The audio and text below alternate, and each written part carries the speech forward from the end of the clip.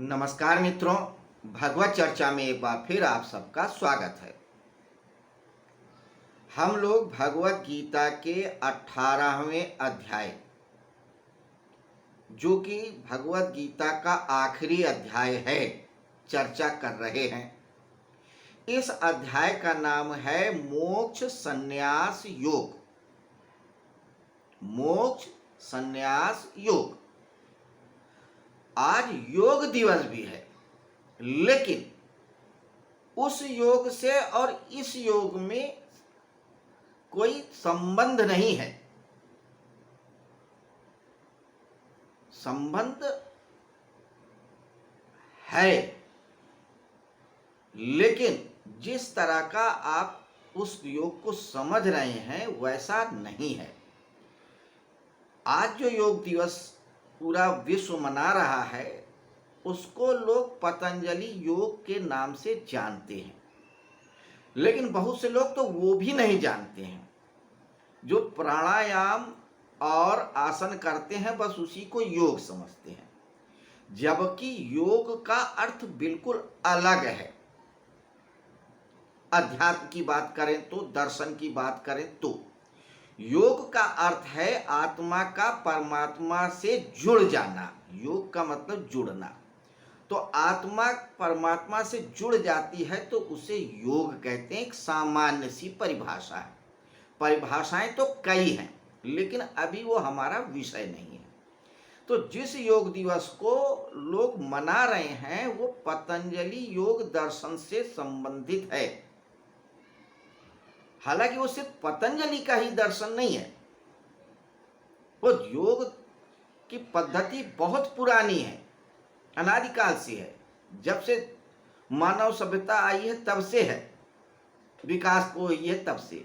लेकिन पतंजलि भगवान ने उस योग की विधा को एक स्वरूप दिया, एक सूत्रों में पिरोया, एक पद्धति विकसित की सिस्टमेटिक वे में। इसलिए उसको पतंजलि योग दर्शन के रूप में जाना जाता है, जिसके 8 अंग हैं: यम, नियम, आसन, प्राणायाम, प्रत्याहार, धारणा, ध्यान, समाधि। हालांकि हम लोग योग दिवस के नाम पे सिर्फ प्राणायाम और आसन को ही समझते हैं कि यही योग है, जबकि ये योग के सिर्फ 2 अंग हैं। चलते चलते एक बात और बता दें योग के संदर्भ में। पतंजलि भगवान ने योग के 8 अंग बताए हैं: यम, नियम, आसन, प्राणायाम, प्रत्याहार, धारणा, ध्यान, समाधि। लेकिन हठ योग प्रति का और भी कई योग शास्त्रों में जाओगे तो वहां पे 6 ही अंग बताए हैं। यम और नियम को छोड़ दिया है। आसन, प्राणायाम, प्रत्याहार, धारणा, ध्यान, समाधि ही कही गई है, लेकिन ये सारे विषय अलग हैं। तो आज के जो योग दिवस मनाए जाने को या जिस तरह से मनाया जाता है उसको इस योग से मत जोड़ें। यहाँ पे मोक्ष संन्यास योग का तात्पर्य सिर्फ उस विधि से है जिसके द्वारा मनुष्य मोक्ष को प्राप्त करता है। मोक्ष यानी कि मानवीय चेतना के सबसे ऊंची पायदान के स्तर को या ऊंची पायदान को, क्योंकि मनुष्य के चेतना के 4 आयाम बताए हैं: धर्म, अर्थ, काम और मोक्ष, या 4 चरण कह दें। जिसे करना हमारा कर्तव्य है वो धर्म है। उस कर्तव्य के द्वारा जो हम उपार्जन करते हैं, चाहे शिक्षा हो, चाहे ज्ञान हो, चाहे धन हो, चाहे मान हो, चाहे सम्मान हो, चाहे वैभव हो, चाहे दुकान हो, चाहे मकान हो, वो सब अर्थ है। यानी कि मीनिंग, अर्थ, सामाजिक या दुनियावी रूप में अर्थ। जीवन जीने के लिए अर्थ की बहुत जरूरत होती है। कर्तव्य करोगे, जो करना कर्तव्य वही धर्म है, और उस धर्म से, उस कर्तव्य से जो प्राप्त होता है वही अर्थ है। काम यानी हमारी कामनाएं हैं, इच्छाएं हैं। अगर कामनाएं ना हो तो मनुष्य कर्म नहीं करेगा, कर्म नहीं करेगा तो अर्थ नहीं प्राप्त होगा। और कर्म करने के लिए धर्म यानी कि एक नियम, एक तरीके, एक विधि की जरूरत होती है, एक कर्तव्य की, एक नियम की, वही धर्म है। तो जिसे करना हमारा कर्तव्य है, तो जो बात ये बताता है वही धर्म है कि हमें क्या करना है क्या नहीं करना है। तो धर्म अर्थ काम, और उसके बाद जो हमें प्राप्त होता है इन चारों पायदानों पे चढ़ने के बाद, वो है कहलाता है मोक्ष। मोक्ष वो स्थिति है जहाँ पे पहुँच के व्यक्ति को कुछ करना नहीं शेष रह जाता है, पाना शेष नहीं रह जाता, जानना शेष नहीं रह जाता, पहुँचना शेष नहीं रहता। सामान्य भाषा में वही मोक्ष है। मोक्ष की हर दर्शन में, हर संप्रदाय में, हर धर्म में अलग अलग अवधारणा है। उस पर भी चर्चा करना हमारा विषय नहीं है आज का। बस इतना जान ले, मोक्ष से क्षय हो जाए तो वही मोक्ष है, क्योंकि सारे बंधन मोह से है। इतनी सरल परिभाषा है मोक्ष की। मोह नहीं तो बंधन नहीं, और बंधन नहीं तो हम मुक्त हैं, यानी मोक्ष ही है हमारा। तो इस मोक्ष को प्राप्त करने की जो विधि है वो संन्यास है, यानी त्याग, कुछ छोड़ना, गिव अप। सामान्यतः हम लोग त्याग को ही संन्यास समझ लेते हैं, जबकि संन्यास अलग ही कुछ और है। हालांकि भगवान श्री कृष्ण की अगर माने या बात सुने तो त्याग भी वो छोड़ने का मतलब नहीं है कि आपने घर दिया, घर छोड़ दिया, परिवार छोड़ दिया, दुकान छोड़ दिया, काम करना छोड़ दिया, अब माला लेके बैठे हैं कि हम सन्यासी हो गए। उससे परमात्मा नहीं मिलता जुलता है। परमात्मा का कर्म के छोड़ने से कोई संबंध ही नहीं है। ये हमारा मिसकंसेप्शन है।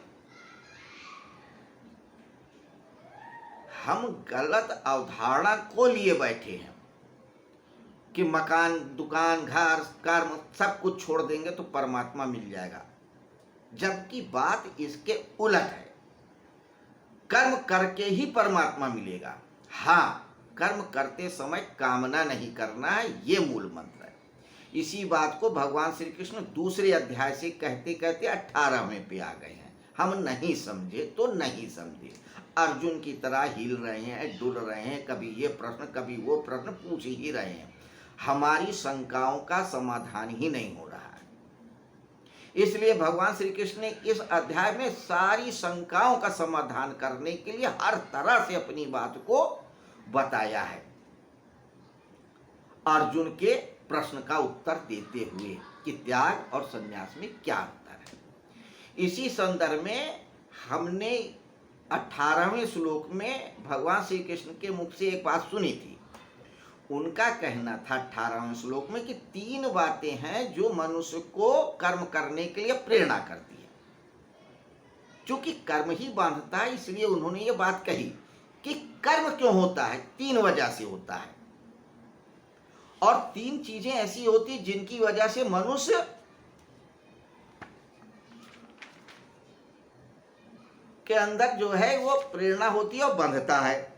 तो 18वां श्लोक आप देख लीजिए। ये कहता है, ज्ञानम कर्म चा कर्ता चा त्रिधैव गुण भेदता प्रोच्यते गुण संख्याने यथा वक्षुताने अपि। कि ज्ञान गे 18वां श्लोक, सॉरी ये है, ज्ञानम गे परिज्ञाता त्रिविधा कर्म चोदना करणम कर्म करते त्रिविधा कर्म संग्रह। ज्ञान गे और परिज्ञाता, इन तीनों से कर्मों की प्रेरणा होती है। करण, कर्म और कर्ता, इन तीनों से कर्म संग्रह होता है। तो 3 चीजों से कर्म को करने की प्रेरणा मिलती है, और 3 चीजों से कर्म जो करते हैं उसका संग्रह होता है, स्टोरेज होता है। और उस स्टोरेज से ही फिर नए नए कर्म बनते चले जाते हैं, बंधन बनता चला जाता है। इसी संदर्भ में ज्ञान, कर्म और कर्ता को बताया भगवान श्री कृष्ण ने कि ये 3 प्रकार के होते हैं। 6 बातों में 3 बातें, ज्ञान, कर्म और कर्ता, ये 3 प्रकार के होते हैं। तो ज्ञान सात्विक, राजसिक, तामसिक होता है। फिर कर्म भी सात्विक, राजसिक और तामसिक होता है। इसी प्रकार से कर्ता भी राजसिक, तामसिक और सात्विक होता है। तो सबसे पहले उन्होंने ज्ञान के 3 प्रकारों को बताया कि सात्विक ज्ञान क्या होता है, राजसिक ज्ञान क्या होता है, तामसिक ज्ञान क्या होता है। अब इनको फिर से जानना है तो आप पुराना वीडियो देख लें या खुद आप भगवत गीता पढ़ करके जान लें। दोनों ऑप्शन है, जो आपको सुविधा लगे। अब कहते हैं कि कर्म जो 3 प्रकार के होते हैं वे क्या क्या होते हैं। आइए जानते हैं 23वां श्लोक। तो आज हम 23वें श्लोक पे चर्चा करेंगे। तो पहले 23वां श्लोक देखते हैं क्या होता है। रोज की तरह पहले हम संस्कृत में श्लोक पढ़ेंगे, फिर हिंदी में अर्थ समझेंगे, फिर चर्चा करेंगे। तो श्लोक कहता है, नीतम संग रहितम राग द्वेषता कृतम अफल प्रेप्सुना कर्म यत् तात्विक यत् सात्विक उच्यते, यत् सात्विकम उच्यते। जो कर्म शास्त्र विधि से नियत किया हुआ, जो कर्म शास्त्र विधि से नियत किया हुआ। अभी हम लोगों ने क्या कहा, कर्म। तो कर्म तो सब क्रिया जो हम कर रहे हैं कर्म ही आता है। हंसना, बोलना, सांस लेना, देखना, सुनना, चखना, खाना, पीना, उठना, बैठना सब कर्म ही है। लेकिन यहां पे बात हो रही उन कर्मों की जो शास्त्र विहित हो, जो हमारे शास्त्रों में लिखा हुआ कि यही करना आपका कर्तव्य, वही कर्म। बाकी तो क्रियाएं हैं या उनका महत्व नहीं है। तो यहां पे बात कर रहे हैं जो कर्म शास्त्र विधि से नियत किया हुआ और कर्तव्य अभिमान से रहित हो, कि जो कर्म शास्त्र कह रहा हो वो आप करें और आपके अंदर कर रहा हूं मैं, ये अभिमान न हो।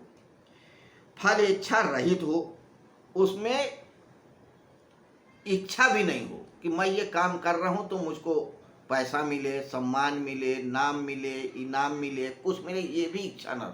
कोई इच्छा ही न हो। बिना राग द्वेष के किया हुआ वह सात्विक कहा जाता है। उसमें आपका कोई लगाव भी ना हो और कोई द्वेष भी ना हो। अरे यार कहाँ से ये काम मिल गया करने को, या लाओ लाओ ये काम हम करते हैं। तो जो काम आप कर रहे हैं वो शास्त्र के अनुसार हो, उस काम को करने के बदले आपकी कोई चाहना ना हो। तीसरा, उस काम में भी कोई रस ना हो कि नहीं कार्य करने का ही आप आनंद ले रहे हैं, नहीं, ये भी बंधन हो जाएगा। बहुत से लोग वर्कहोलिक होते हैं, हर समय काम में ही लगे रहते हैं। उनको कुछ मिले या ना मिले वो करना है, चाहे कभी समाज सेवा कर रहे हैं, कभी लोगों को उपदेश दे रहे हैं, कभी कुछ कर रहे हैं, ये भी करना है, ये भी बंधन है, ये भी मोह है। अब उनको ललक लगी है कि हम कितने लोगों को शिक्षित कर लें, कितने लोगों का भला कर दें, कितने लोगों को अपना उपदेश सुना लें, ये भी बंधन है। उसमें कोई रस न लें, आनंद न लें। करना है तो कर रहे हैं, होश पूर्वक कर रहे हैं, तो ना राग हो, ना द्वेष हो, ना कामना हो और शास्त्र के अनुसार हो, वो कर्म सात्विक कर्म कहलाता है। क्लियर? कर्म 3 प्रकार के होते हैं, सात्विक, राजसिक, तामसिक। जो कर्म शास्त्र के अनुसार हो, देश काल परिस्थिति के अनुसार हो, करना आपका कर्तव्य हो, उस कर्म में आपकी कोई इच्छा ना हो, अनिच्छा ना हो, कोई राग ना हो, द्वेष ना हो, कुछ पाने की लालसा ना हो, वो सात्विक कर्म कहलाता है। और जो सात्विक कर्म होता है वही ईश्वर तक पहुंचाता है, वही मोक्ष को प्राप्त कराता है। बाकी राजसिक और तामसिक बंधन कारक होते हैं। तो बंधन से मुक्त करने वाला कर्म सात्विक कर्म होता है। और सात्विक कर्म कैसा होता है ये हम जान ही चुके हैं। तो सत, रज, तम, ये जो 3 गुणों को भगवान श्री कृष्ण ने पिछले अध्याय में बताया है ना, गुण त्रय विभाग योग में, उसको जान लीजिए, रग रेसे में पचा लीजिए। और जब गुण त्रय विभाग योग को आप अच्छी तरह से जान लेंगे तो आप समझ लीजिए उस गुणों के पार चले जाएंगे। और जब उस गुणों के पार चले जाएंगे तो वहां परमात्मा ही है, वहां मोक्ष ही है, वहां सच्चिदानंद स्वरूप ही है और कुछ भी नहीं है। तो अब हम यहीं पे आज के श्लोक की चर्चा को विराम देते हैं। कल फिर मिलेंगे कर्म के अगले स्वरूप पे चर्चा करने के लिए। इस अध्याय में 18वें अध्याय में 78 श्लोक है। ये भगवत गीता का आखिरी अध्याय है। भागवत गीता मन का विज्ञान है। भगवान श्री कृष्ण मनोवैज्ञानिकों के भी मनोवैज्ञानिक हैं, मन की एक एक कलाओं को जानते हैं, क्योंकि मन का कारण चंद्रमा होता है और भगवान श्री कृष्ण चंद्रवंशी हैं, इसलिए उनके पास मन की सारी कलाओं का ज्ञान है। उनसे बड़ा कोई मनोवैज्ञानिक ना हुआ है, ना होगा, ना था। भगवत गीता में 4 पात्र हैं, धृतराष्ट्र, संजय, अर्जुन और भगवान श्री कृष्ण। ये चारों पात्र हमारी चेतना के 4 स्तरों को बताते हैं। जहाँ धृतराष्ट्र अज्ञान का प्रतीक है, संजय साक्षी भाव और विवेक का प्रतीक है, अर्जुन मनुष्यता के प्रतीक हैं, हिलते डूबते कपते संशय में विषाद में रहने वाले, और कृष्ण उस परम चेतना के प्रतीक हैं जहाँ की सारी सीमाएं खत्म हो जाती हैं, सारे ज्ञान खत्म हो जाते हैं, सिर्फ और सिर्फ ईश्वर ही रह जाता है, वह परम सत्ता ही रह जाती है। मनुष्य का लक्ष्य इस चेतना को ही प्राप्त करना है। आप किसी भी स्तर पे हो, ये आप खुद जान सकते हैं कि आप धृतराष्ट्र की चेतना में हो कि संजय की, कि अर्जुन की, भगवान श्री कृष्ण की, ये आप देखें। खैर, कल फिर मिलेंगे 24वें श्लोक पे चर्चा करने के लिए, इसी समय, इसी जगह, इसी तरह से। नमस्कार, शुभ रात्रि।